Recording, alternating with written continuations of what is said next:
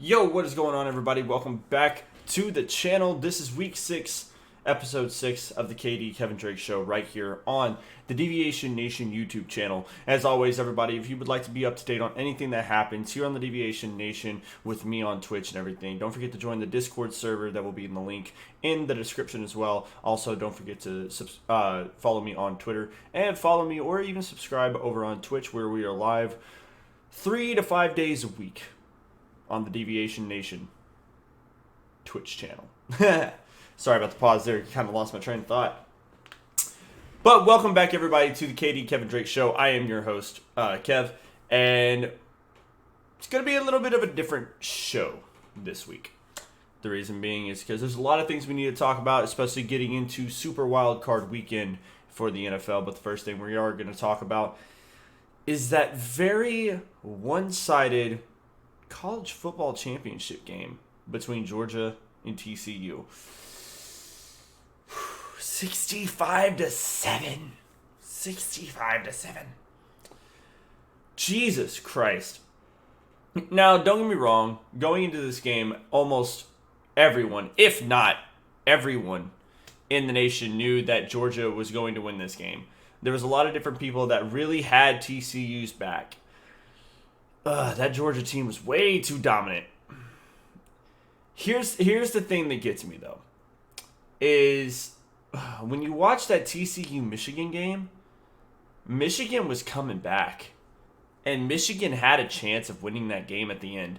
And I think that's what some people just did not look at when going into this championship game. TCU had a full head of steam in that Michigan game, even in the second half.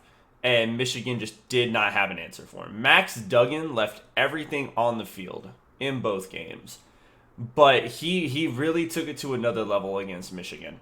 And I think the reason being is, like, you look at Georgia, you look at Michigan, and the run game was better, the quarterback play was better, the receiving game, the receiving game was better, and that defense was just more stout, especially at the front, the defensive line and the linebackers. They kept that game in check the whole night, leading to the ball drop at midnight for New Year's. And Jesus Christ. There's so much that I want to say about this championship game because of how lopsided it was. But at the same time, I think this is going to fuel a fire underneath TCU that's going to make the Big 12 really competitive next year. Especially because Texas is going to build off the success that they had this past season, especially the fact that week 1 they almost beat Alabama. I think Quinn Ewers will come into his own. He's not going to make the same mechanical mistakes that he made throughout the season. And I really do believe that this team overall for Texas will be better. Oklahoma State is going to be in contention the whole year, just like they were this past season.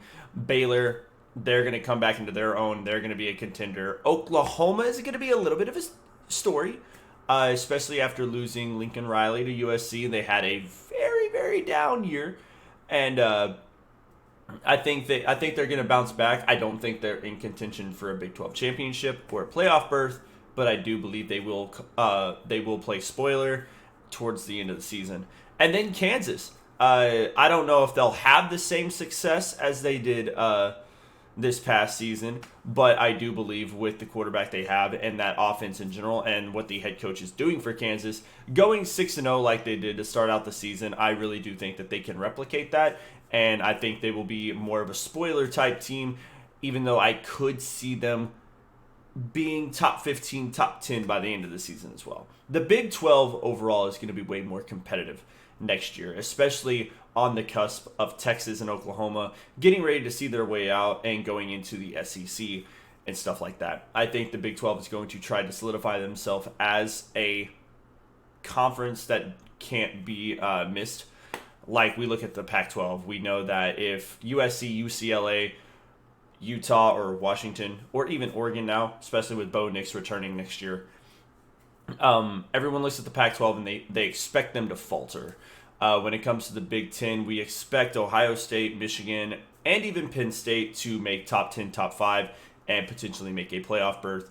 ACC, all we look at is Clemson, in reality. And then the SEC, we expect 2 to 3 teams to make the playoff each year, and for a handful of teams to be in the top 15, top 10 with the SEC.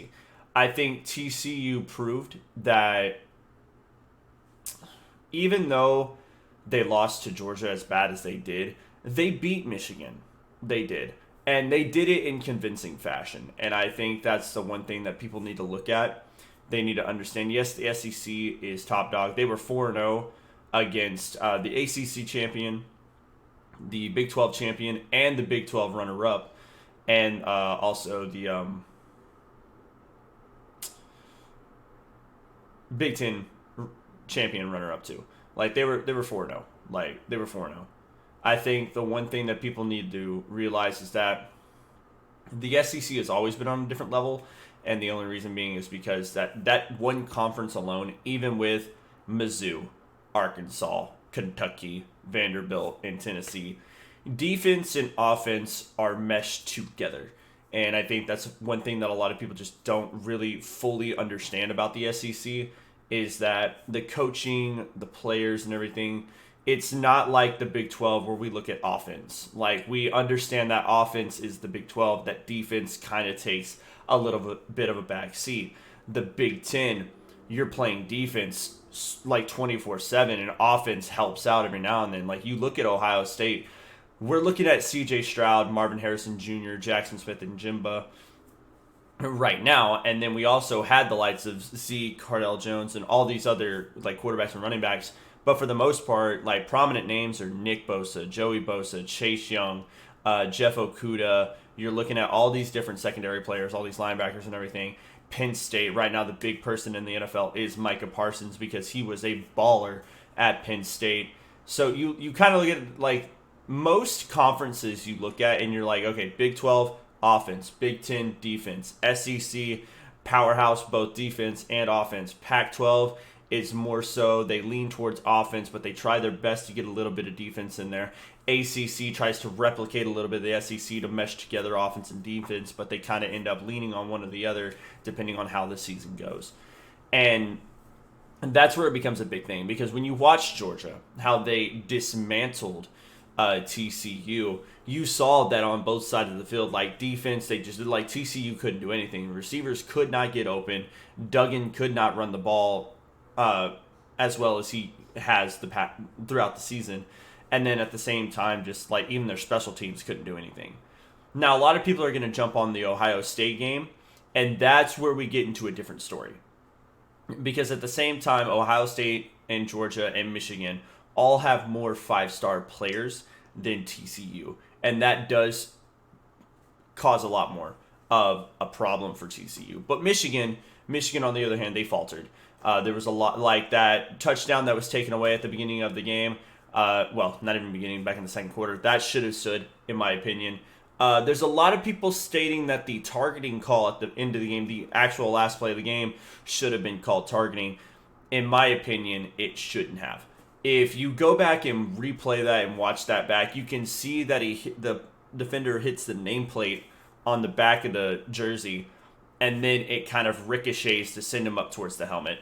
I think the refs got that right. I don't believe that was targeting, just because if you watch it and how they perceived it, in my opinion, is it hit the back plate, ricocheted to the helmet. So as a bang-bang play, you see it as, oh, that's targeting. But in reality, you slow it down, you watch it, and you're just like, it was just a collateral play, clean hit, ended up looking like targeting, but it wasn't. Marvin Harrison Jr. Came into his own this season as a receiver and held that offense together for Ohio State. And if he doesn't get taken out of the game, I do believe that we have an Ohio State TCU championship game. I believe that. Jackson Smith and Jimba, he was injured for the majority of the season. He really didn't do anything. And then the receivers behind those two, they couldn't find their footing. And they really couldn't solidify themselves as even 2 or 3s. They really took a back seat to Marvin Harrison, and I think Ryan Day, especially this offseason, is going to work with his receivers, and that Ohio State team is going to be scary. especially with whatever quarterback comes in, because we know CJ Stroud's going to the draft and he's going to get drafted. But right now, like that, I believe that Ohio State will be back in the playoff, but I think they're going to have a massive chip on their shoulder, especially losing after not getting the field goal. Which, my goodness, you hooked that field goal like that, Jesus! Like that's going to sit with you for the offseason, going into the spring and into the fall. And I think Ohio State's going to come out guns a-blazing, in my opinion. And C.J. Stroud, I'm going to say this right now. A lot of people are still stating that Bryce Young is the consensus number 1 overall pick. I don't believe that. C.J. Stroud is bigger bodied, better arm, and I think his pocket awareness and his pocket presence is a lot more stable than what Bryce Young's is. And what I mean by that is when you watch CJ Stroud, yes, sometimes he does have a tendency to thread the needle and make a play down the field when he shouldn't. But at the same time, he knows when to run. He knows when to take risks. He knows when to get out of the pocket and make a play with his legs. He's not a run-first quarterback, but when he needs to run, he will. And I think as we watched that game against Georgia, it proved that he was able to run that offense and keep them in the game even after losing his number 1 wide receiver. And we've seen throughout the season, Texas A&M, LSU, Tennessee, like those 4 games in general, Bryce Young was either hurt, he could not work the pocket. He could not get the ball where he needed to. And I understand this isn't like Alabama's best team, but you still have 5-star players across the team, offense, defense. And Bryce Young has a tendency to run when he shouldn't, throw the ball away when he shouldn't, and take unnecessary hits. So when you watch that Ohio State-Georgia game, I want people to understand what C.J. Stroud did and how he solidified himself as being the number 1 quarterback in the draft. Not just because of his mobility and his awareness and everything like that, but just how he was able to put the team on his back after losing a player like Marvin Harrison Jr. And I think we're going to see that translate well into the NFL. I don't know what team he goes to. In my opinion, everyone's talking about how Bryce is going to the Houston Texans.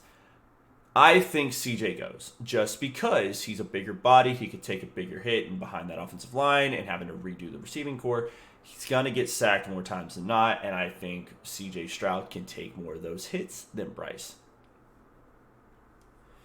So going back to the Georgia TCU game, congrats to Georgia, Stetson Bennett, and all of those guys. LSU's coming. Alabama's going to be back. If A&M can get their shit together, A&M's going to cause problems. If Tennessee can perform as well as they did this year without Hendon Hooker, Tennessee is going to be a problem. If Auburn can get right, Auburn will cause spoiler.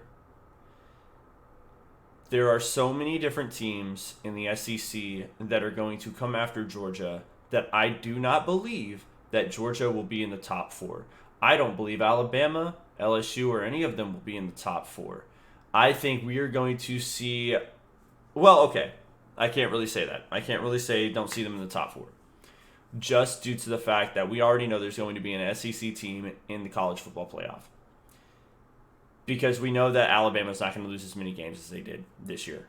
We know Georgia's not going to lose 2-3. LSU might not lose 2-3, especially because they have a lot of players returning. They have all the transfers. They have the freshmen coming in. Jaden Daniels is returning as the quarterback for LSU. The big thing about what we're going to see in the 2023 season is Georgia is top dog 2 years in a row.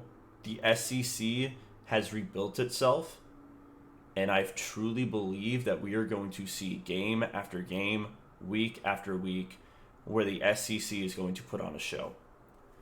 I believe that we are going to see Michigan and Ohio State go nuts. I think we're going to see Penn State as well.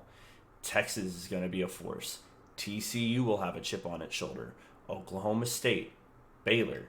Oklahoma is going to try and get back to its resurgence. USC, UCLA, and Oregon. This season that we're coming into for the college football year in 2023,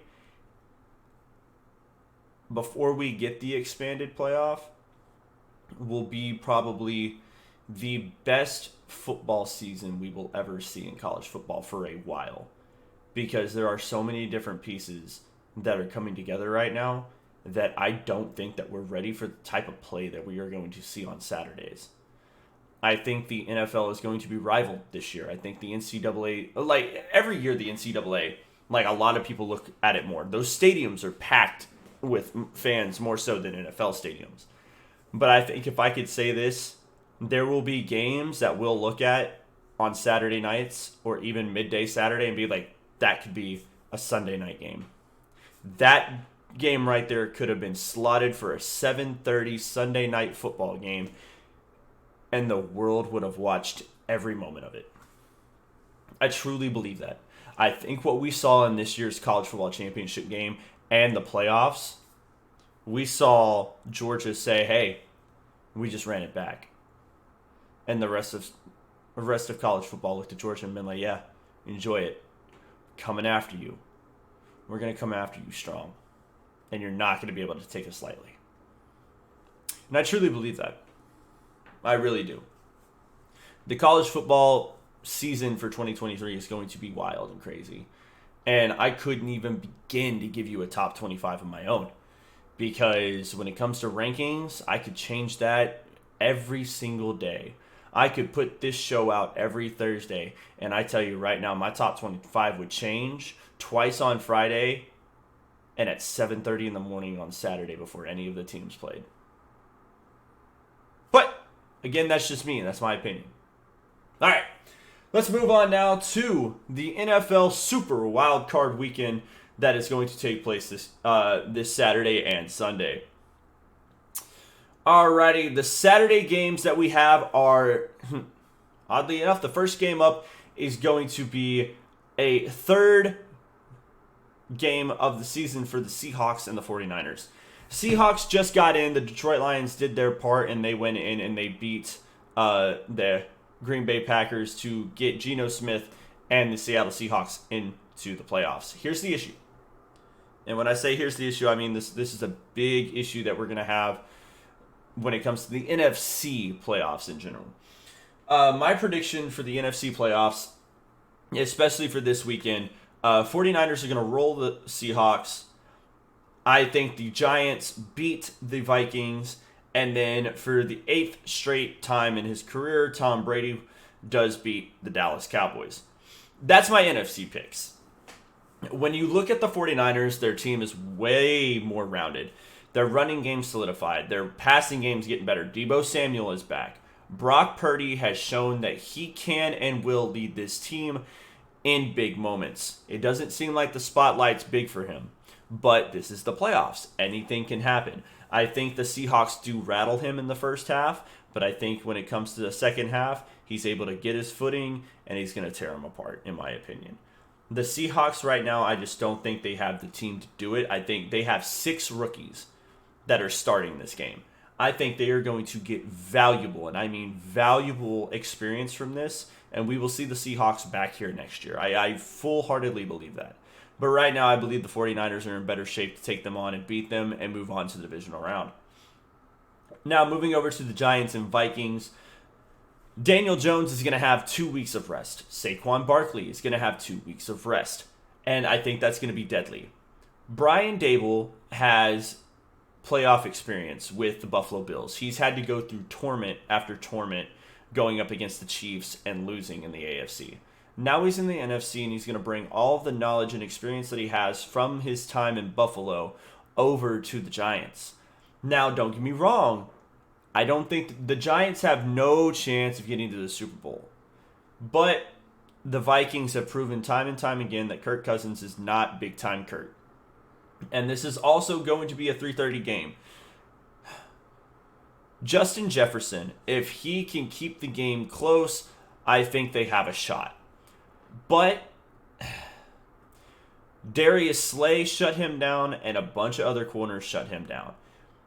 If Brian Dable even gets a fraction of what those corners did to Justin Jefferson throughout the season, I think the Giants steamroll the Vikings. I don't think they'll be able to contain Saquon. I think that running game is going to be punishing, and it's going to open up multiple different passing lanes for Daniel Jones. And Daniel Jones can run too, and he has proven time and time again this season that he is not afraid to take off, and he will get yardage off you. He might not have a crazy 40 time, but he can move the chains, and he'll do it respectfully too. So I believe that the Giants do walk into Minnesota and they beat the Vikings. Now we come to a week 1 matchup to where we saw Tom Brady and the Bucs walk in and beat the Cowboys on their own field. Now here's the thing. I know a lot of people are saying, oh, but the Cowboys have a better team. Dak Prescott missed 5 games. And at the end of the season, he was close to leading the league in turnovers. He missed 5 games.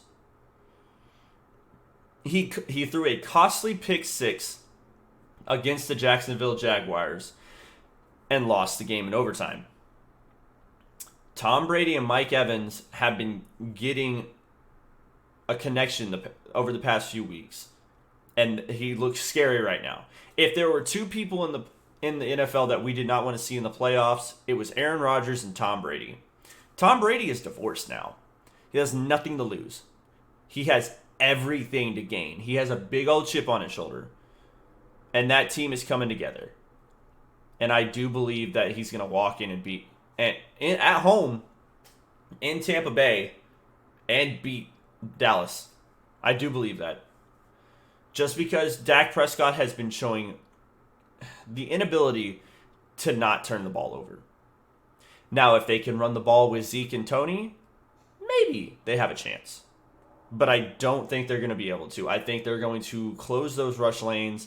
They're going to have to throw it more. They're going to do screen passes. They're going to have to get CeeDee Lamb involved. Michael Gallup's going to have to ball out. I think that offense is going to get way too overrun by what the defense is going to bring. And I believe that Tampa Bay wins this game. Do I think it's a close game? I think the final score will be a 3-point difference. I don't think that this is an outright win by Tampa Bay. I do think it's going to be the closest game all weekend long. But at the end of it, I do believe that Tampa Bay will edge out the Dallas Cowboys. Now, let's move over to the AFC side, starting with the Saturday game of the Chargers versus the Jaguars. This game, I think, should be on everyone's radar. I think this game is going to be the spotlight of the weekend for Super Wildcard Weekend. And the reason being is because, one, it's Jacksonville at home. The Chargers, they're starting to get a little bit of meshing together when it comes to their offense and their defense. But Mike Williams right now is still questionable to play. And that is going to be something that the Jaguars will take control of and advantage of. Trevor Lawrence has been the best quarterback in the NFL since week 9. He doesn't really turn the ball over, and his passer rating is the best it's been all year. Don't get me wrong, though. They still don't have a number 1 wide receiver. Christian Kirk did sign that massive deal in the offseason to come over, but they still don't have that guy, like a DeAndre Hopkins or a CeeDee Lamb. I think Christian McCaffrey. I think Christian Kirk is a solid wide receiver, but he's not the number 1 that they need, in my opinion. But the receiving core has been working well. The defense has been putting itself together and making plays when they need to make plays. When you watch any of the Jags games, you do see that the offense kind of sputters every now and then, but in the second half they really do mesh and they get the run game going, and it opens up passing lanes for Trevor Lawrence. My prediction, ever since it started getting to the point to where we saw the Jags making it to the playoffs, my prediction was that Jacksonville would make the playoffs. They would win the first round in the wild card, but then they would get knocked out in the divisional. And I'm still going to stick by that. Until Mike Williams is 100% to go for this game, I think the Chargers walk in and they lose. I think it's a 10-point game, and the Jacksonville Jaguars do get their first playoff victory since Blake Bortles and that crazy team that they had that made it all the way to the championship round. So that is good. That is the night game for Saturday, and my prediction is Jags over Chargers, 10-point win. Now moving on to Sunday, we have the Dolphins and the Bills. Tua Tagovailoa is not playing this game. He has not passed concussion protocol. That's an easy one. Buffalo by at least 14. And then we move on to the next one, the last game for the AFC, and it is a Sunday night game, Ravens and Bengals. This is the third time that the Ravens and Bengals have played, and we still don't know if Lamar Jackson is going to play, and until we know whether he's playing or not, this is Cincinnati's game to lose. Joe Burrow, Jamar Chase, Joe Mixon, T. Higgins, Tyler Boyd. That team is stacked right now. They are missing Alex Kappa and Lael Collins, but I think that offensive line is going to be fine. I think the team is going to work great. The run game is going to be prolific, and I believe that it's going to be a 10-point win by Cincinnati. And and that's what I'm saying. Until we learn that Lamar is going to play this game, I think Joe Burrow and Cincinnati, they are going to win this game outright. I think it's going to be close throughout because this is a divisional rivalry, but I think it's going to be a 10-point win, Cincinnati. So that's my thoughts on NFL Super Wildcard Weekend. Like I said, my picks are the 49ers over the Seahawks, Jaguars over the Chargers, Bills over the Dolphins, Giants over the Vikings, Bengals over the Ravens, and then Buccaneers over the Cowboys. That is going to do it for Super Wildcard Weekend. Until we get to the divisional round, we have the Eagles as the number one seed in the NFC, and the Kansas City Chiefs in the number one seed for the AFC. And those are my thoughts and predictions when it comes to the NFL Super Wildcard. And I think it's going to be a great weekend. Honestly, Trevor Lawrence is either going to prove that he is the man or he's going to falter, and they're going to have to pick it up next season. And if Justin Herbert doesn't get this win, I think Brandon Staley is going to be on the hot seat because he has shown time and time again that he cannot get it done. And it'll be very interesting to see what happens. Now, on to something that has been in the news for the past 2 days now.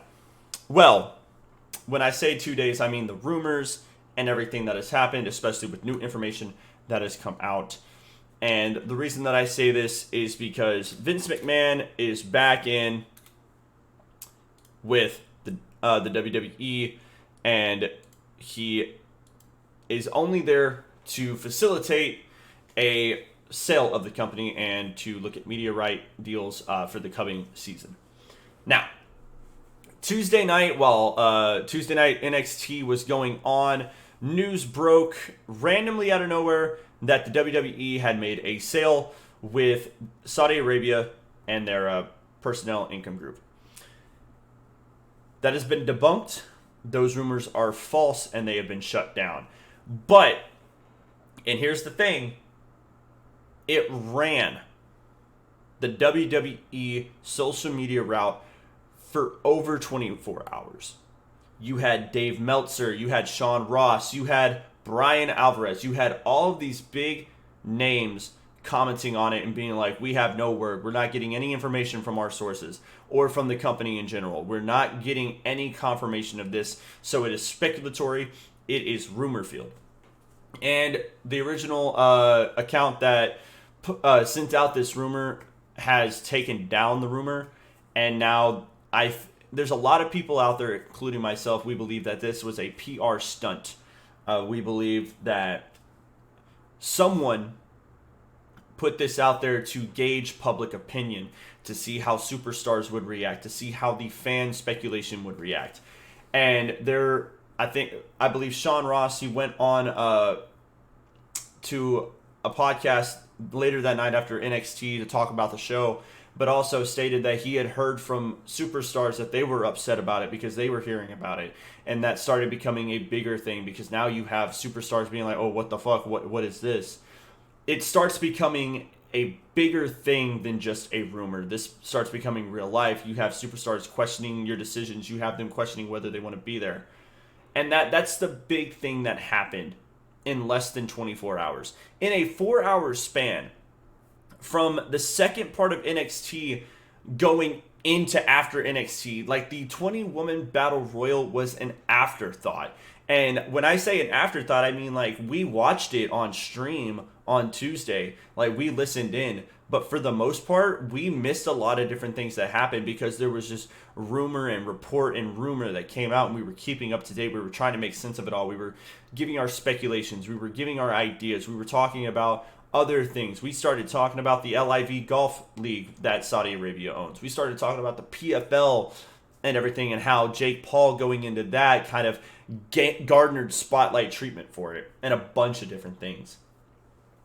And then news broke today that Nick Khan, current sole CEO of WWE, has reportedly talked to CEO Bob Iger of Disney along with experts at ESPN for a potential sale of WWE to Disney. Now, there's a lot of different people that are going to be upset by that. And I understand why. Disney has bought a lot of different properties from Marvel, Star Wars, Discovery, Fox. There's a lot of different things that Disney owns. And everyone talks about monopolizing this and that and this and that. And I think there's a big thing and a misconception that people just don't realize when it comes to Disney. The reason that they are legally able to do a bunch of the different things that they do and a bunch of the different properties that they are able to buy is because the way they have held themselves accountable for it all, and the way that they have given creative freedom for these companies. And when I say that, like, you look at Pixar, they make their own movies, and you see a bunch of the Pixar products, and you're just like, wow, there's a lot of different things in there I didn't think Disney would let them do. You look at Marvel, there isn't an R-rated Marvel property, but you see the synergy, the storytelling, the comic aspects, and this and that and this and that. And you can tell that Disney doesn't really have their hand in there. You look at Star Wars, and the people they've brought in, they've changed a little bit. But now you have Dave Filoni and Jon Favreau. They're taking source material. They're taking stuff from Clone Wars. The Mandalorian is one of the biggest things out there. The Book of Boba Fett was really good. The Bad Batch was really good. The final season of the Clone Wars leading into Episode 3, Revenge of the Sith, that was really good. The one thing about Disney and what they've done with each and every property that they have gotten their hands on is all they do is they sign off on it and say, here you go do it. I think that is a big thing that people just aren't realizing. They don't have their hand on everything. Disney really and truly looks at it and be like, hey, we're going to be your parent company. We're going to give you funding if you need it. Go ahead and do whatever you want to do. All we ask is that you bring it to us and we sign off on it beforehand. And you know what? I think that's a nice little relationship to have, especially if you're Kevin Feige. But then again, that's just my opinion, though, right? Like me saying that I think that's a good thing. There's a lot of people that still don't think that's a good thing, but I do. I think that if you have a parent company that's not telling you to do this, that, and the next thing, and all they're saying is, bring it to me, we'll sign it off, and you can go put it out. Like, think about it. When it comes to James Cameron and Avatar, right? Like, the first one was an amazing movie. And then the reason he stated we hadn't gotten sequels was the fact that the technology that he wanted to use just wasn't made yet. And then you look at The Mandalorian Season 2, for example, and how they developed technology to give us a world that we could look at, and it wasn't CG really. It wasn't blue or green screen. They didn't have to go on location. They built this dome-like structure that was LED platformed, and it gave you the feeling that you were in a distant planet far, far away. And now you bring that to the fold, and James Cameron's like, oh shit, I can use that to bring Pandora to life, and I can use other money to do this, this, and this. And then you go and watch Way of the Water, and you're blown away by the stunning visuals and the fluidity of how the movement of the blue people were just going crazy. I know I said blue people, the names going in one ear and out the other, I'm sorry. But you look at the way that Disney has held themselves when it comes to multiple different properties, it's not a bad thing to be like, okay, Disney bought WWE. You know what that means? We're going to get more highlights. We might even get a show on ESPN, you know?